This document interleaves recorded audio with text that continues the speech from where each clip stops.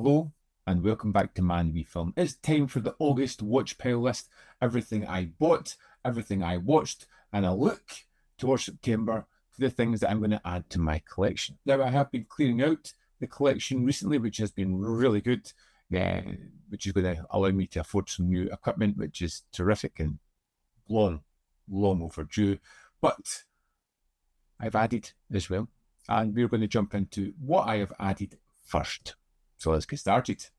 First up, and rounding off my long-awaited releases from this year, The Good, The Bad, The Ugly, one of my favourite movies of all time. It's in my Letterboxd top 4, and I haven't watched any of these Arrow editions as yet. I have been waiting on the nights drawing in, and it's starting to get that way. I have a projector that I break out every now and again, and I am absolutely putting these films onto my projector and watching them the biggest, loudest way I possibly can. Next up, we have a bunch of Hammer films, because I am into their 4Ks that they are doing. So first up, we have Shatter, which is a 70s police procedural Asian set spy film type of thing. It's not outstanding, but it's really interesting. I love to see the locations used here. The story is a little bit familiar. It's fine. It was an interesting watch. Next up, we have Four-Sided Triangle, which was a really interesting, low-budgeted film. I loved the way they kind of created this tale, this science fiction film within this small location. And for a moment, I thought it was going to go, possibly could have inspired The Fly, with the tack that it takes. Well, elements of it anyway, which is really great. Next up, we have Blood Orange, which the review is on the channel for that. Really interesting procedural crime thriller as well. Personally, what I'm enjoying most about these Hammer films is it's films that I've never seen before. I'm discovering new films, and the extras that come with them have been exceptional, which makes me excited for more of the same. This month, we have The Man in Black, which I'm looking forward to.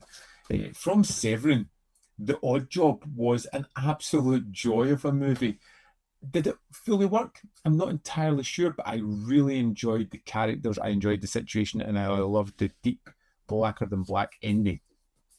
And we have The Innkeepers from Second Sight Films, who've been releasing a lot of Thai West films, and to be honest, great.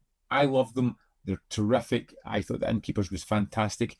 And again, I have a little visual essay on the way possibly about The Innkeepers. I'm working on it just now. There's something I just need to nail out, but I really like a certain aspect of it, which I really want to get into more. Got a bunch of films from Gold Ninja Video. My friend Andy sent them to me. I hadn't really delved into them before, but you know, I kind of had to. Skip Tracer was a late 70s Canadian film that feels almost like a spiritual successor to Taxi Driver. Love this one. It's a great character study about a man in a career that is demoralizing, who's kind of hitting his limit. Terrific. We have Impossible Horror, which is a kind of weird, low-budget horror movie, which I grew to love the more it went on, and the characters and the situations and the story. It was all kind of inventive, particularly when you look at this being a low-budget film. And then finally, we have Local Legends, which I have done a review on. If you haven't seen it, check it out. This was an absolute joy of a movie. One of those ones that I can just see me watching endlessly. It's just so much fun. My friend Jeff has sent me Tiger's Not Afraid, which I have still to get around to. I think I seen this one a long while ago when it first came out, and I'm kind of looking forward to revisiting it. Then we have the Vinegar Syndrome releases, and I'm going to have a video coming soon about Vinegar Syndrome, particularly the subscription. And if you're a Vinegar Syndrome fan or someone who likes to get their titles, join in that, because there's a little question that I need to theorize and talk through, and I need your input. But first up, we have Larry Fessenden's set of Habit and No Telling. Now, I've heard great things about Habit. I've heard a lot of them since the early 90s since it came out.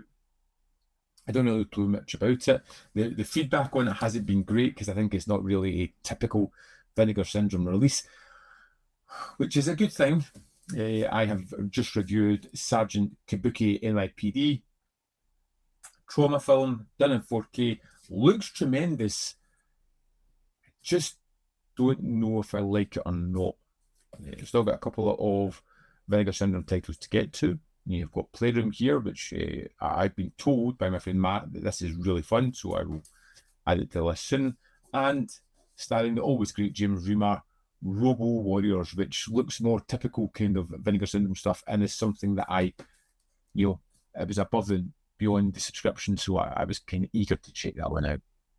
Let's talk some Radiance titles. So we got Shinobi Sect Volume 2. Loved it. Went through this really quickly. Wish I hadn't. Wish I'd savoured it more, but I just wanted more of these films. Great. It's a 6-film series now. There's 2 more films in this set, and I am hoping that they are going to release that next year at some point, because I want to see more of this. Then we have their next UHD, which was The Inquisitor, and it's a double feature with Deadly Circuit as well, which I just done the review for Deadly Circuit. Great films. The Inquisitor is an absolutely incredible film, and one that I would strongly recommend. Possibly my favourite Radiance film of the year thus far. Through and Through was an interesting kind of Polish art film, all about a real life crime, but it's the way that it's filmed, the way that it's put together and edited, particularly the use of sound throughout it, is incredible and makes it worthwhile. From Luchino Visconti is Senza. I just watched this last night and it was fine. Stunning, beautiful to look at, but one of those stories that just didn't connect with me. From Masters of Cinema, we have Fini Today. Love this one, a precursor to Bait and The Lighthouse. I thought it was fantastic. I've got a full review up already. Really worth checking out, and kind of interesting editing for the time as well.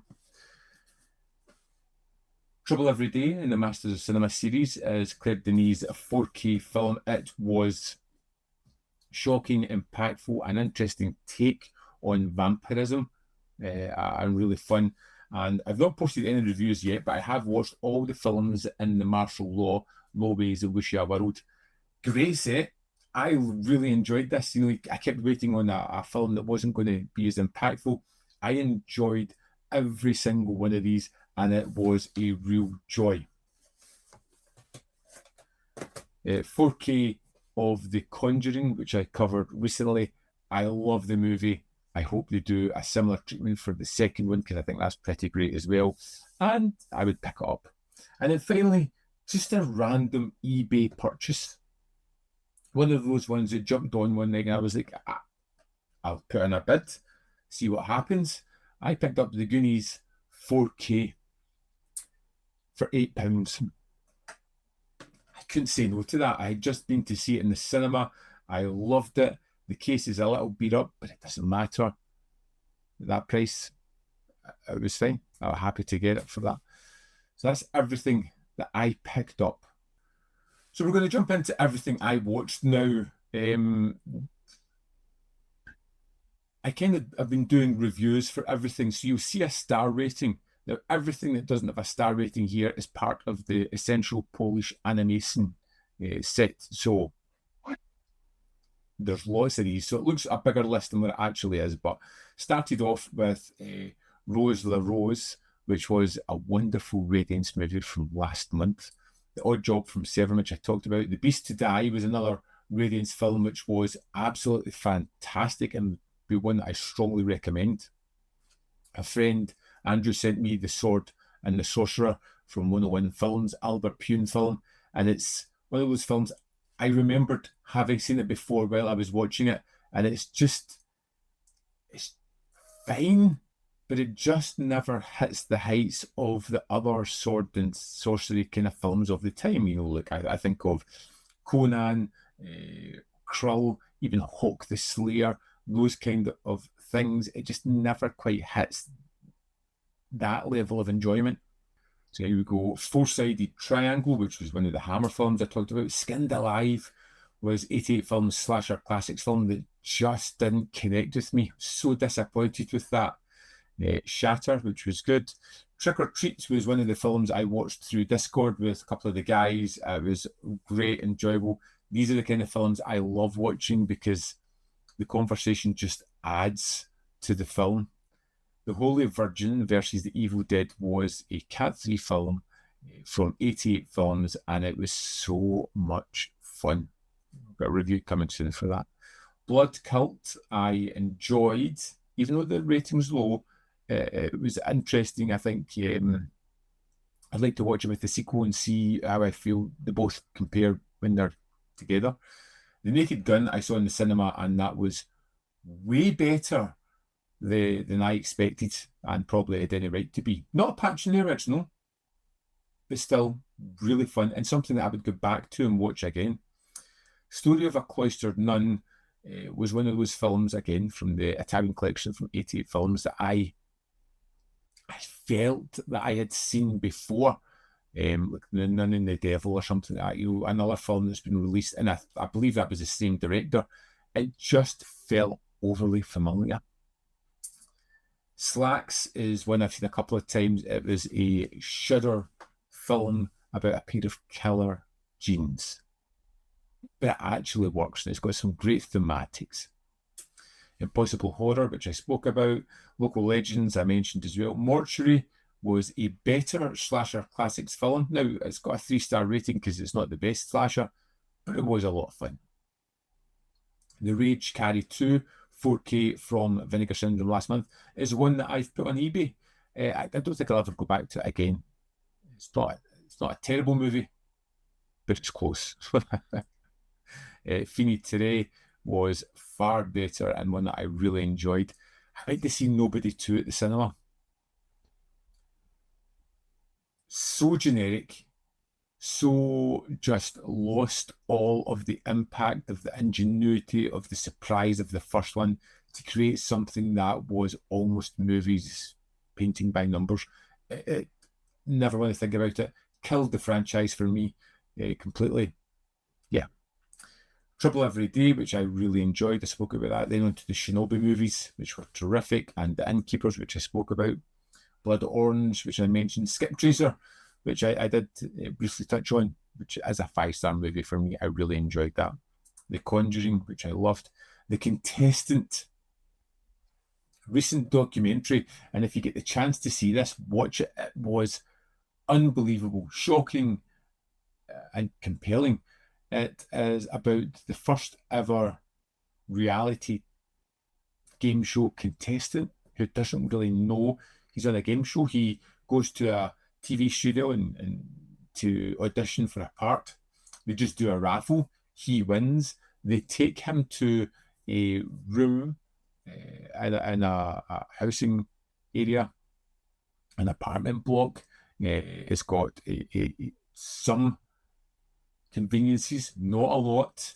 They strip him bare. They give him a bunch of magazines and a bunch of postcards and a telephone, and he basically has to enter competitions. And it's to see if he can earn a certain amount of money in competition prizes, but also he can only live on what he wins. He doesn't realise he's on TV, and he is in this room for a startling 15 months. It is unbelievable seeing the psychological damage that just hits this person. Yeah, it's one of those movies that you should definitely check out. The Inquisitor, like I said, probably one of my favourite Radiance releases this year. Sergeant Kabuki Man, I just can't make up my mind on that. Through and through from Radiance. And then finally, I finished up August with Jaws on the big screen. I will always stop whatever I'm doing and go and see Jaws on the big screen if I get the opportunity. It is wonderful. I love the film, but there is something particularly about the attack on the beach near the start, the build up to it, the editing, the way it's all put together, the transitions. There's something just magical about that sequence which I just utterly adore. So that is everything that I watched this month. Now, I started off the month with 260 on the watch pile, which is way higher than I wanted it to be, but I had a couple of bad months. I managed to watch 31 movies and I received 30. So I'm down to 259. So I went down, which is still a win in my book. But of course, there are movies to come. Something interesting in September, anything that I'm going to pick up, let's have a look together, because I've not really looked at it as yet. The Man in Black. Absolutely getting that, because I'm enjoying the Hammer stuff just now. In fact, I'm going to watch that movie next, because I've got it somewhere around here. Yeah, I guess they're the same. So I'm going to watch this next. I'm already lined up. I can't wait to check it out. I'm tempted to get American Gigolo, but I'll probably wait for a sale on that at some point. Next week we have some big ones. We've got The Graduate, which I've already covered, the collector's edition. We have the Pusher trilogy 4K, which I have wanted to see for the longest while, and I will definitely be getting to that. We've got the Masters of Cinema series with Rack and Ruin, which is an interesting set. I don't know if the films are going to be great or not, but I'm really kind of interested. We have Radiance's World Noir Volume 4. Hell yes, as soon as that comes in, I will be diving into that. I'm loving those sets. The Last Shark from Treasured Films. The director. I love shark movies. I love Italian kind of rip-offs. Everything about it is just ticking my boxes, and I want to see that one. So I will absolutely be getting that. And then we have In My Skin 4K from Radiance. The Betrayal, that looks pretty great. Flaming Brothers, I will probably pick up. And Los Golfos as well from Radiance. I'll be getting the Radiance titles and Eureka titles and Krull in 4K. I do love Krull. I'll think about that one. Let's see what else. There's some really good Vault titles being released this time as well, but they are a little bit pricey. Is there anything else? I see they're releasing films from the Agitator box set, Agent Trouble, Kill the Referee, and Litan. I loved that set a lot. That was pretty terrific. Let's see what else is coming out. Hackers. I love Hackers. I picked up the Blu-ray when 88 Films released it. I may pick up the 4K in a sale at some point. Nosferatu is great as well, but again, I don't need that immediately. We've got the standard 4Ks of all the Sean Connery Bonds coming out, which I got the box set of that. Flow on 4K, if you didn't get the special edition, pick that up. That is a wonderful movie. Then we have, and this is something that's happening more.